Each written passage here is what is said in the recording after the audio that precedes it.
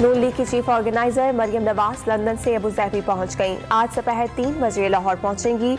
Rally की शक्ल में एयरपोर्ट से जाती उम्रा लाने की तैयारियां। मरियम नवाज पिछले साल अक्टूबर में वालिद से मुलाकात के लिए लंदन रवाना हुई थी।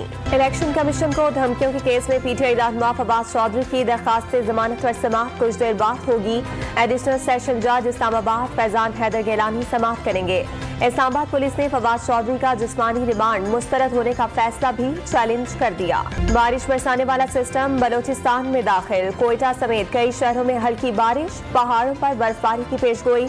कराची समेत सिंध में आज और कल बूंदाबांदी का इम्कान। शहर में यखवस्ता हवाओं से सर्दी की शिद्दत में इजाफा। इसाकदार ने इमरान खान को मईशत पर मनाजरे का चैलेंज दे दिया। इमरान खान ने रिकॉर्ड कर्जे लिए, उनके दौर में मुआशी शरह नमू मनफी हुई।